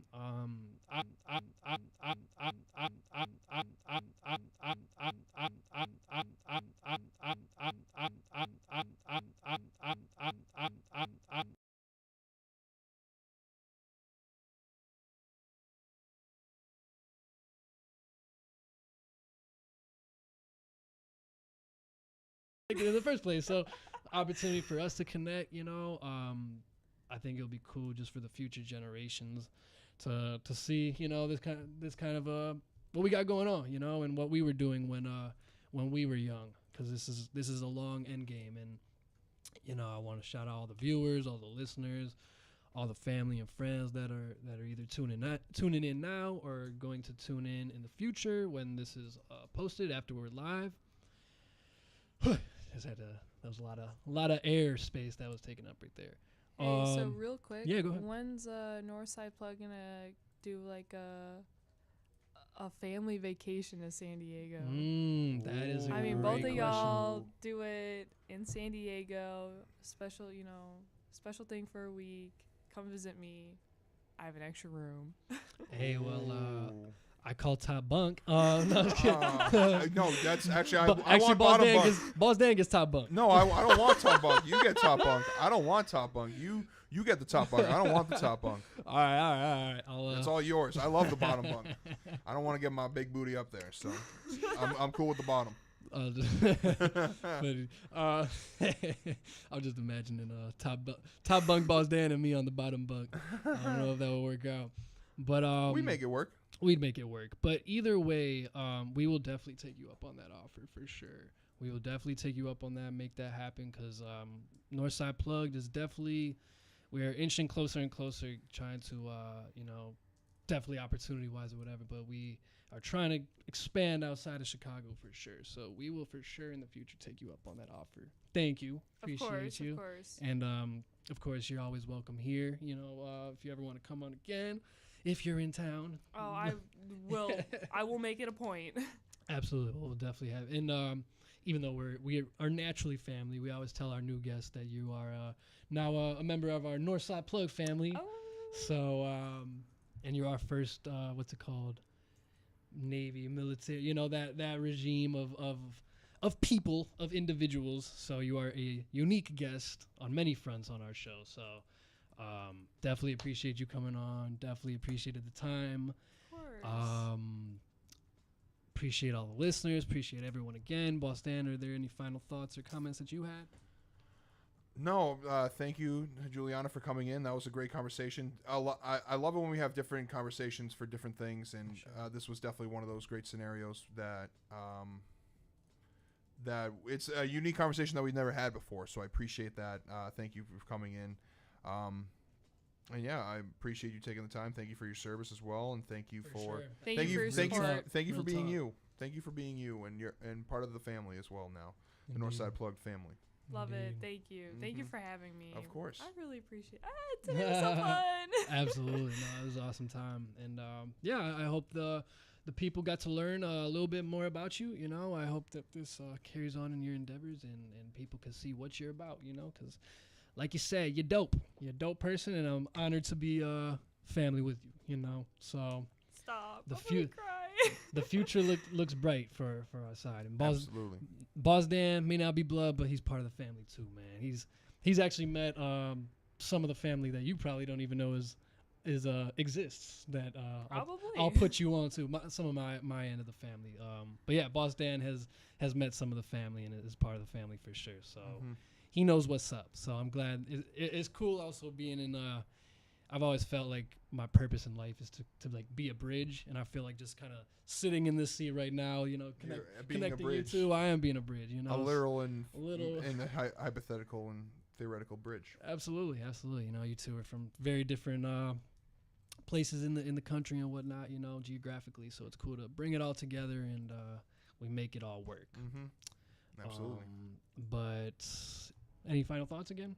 Or are you done? If you've said your piece, it's all good. My piece hasn't been said. Her piece has been said. Well, again, thank you, Jules. Really appreciate you for coming on the show. BossDan, appreciate you as always. Appreciate you, G Money. Thank you, BossDan. Appreciate you guys.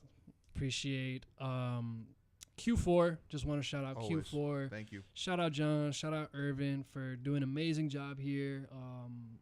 You guys are always seen and appreciated by all of the programmers here at Q4. You know, we are a family at the end of the day, and Q4 is always doing great things and is always working towards putting on the community and putting on for the youth. So I just wanted to close out the show by saying that and shout out to Q4 for rocking with us and allowing us to come use the platform and be a part of the family so that we can integrate our family into the family. You feel me? So again, shout out Jules. Shout out to BossDan. Shout out to G Money. It's your boy G Money G Note. We are Northside Plugged, and we are out of here. Thank you for tuning in. We will be back next week with another installment of Northside Plugged. So we will see ya. Peace. Deuces.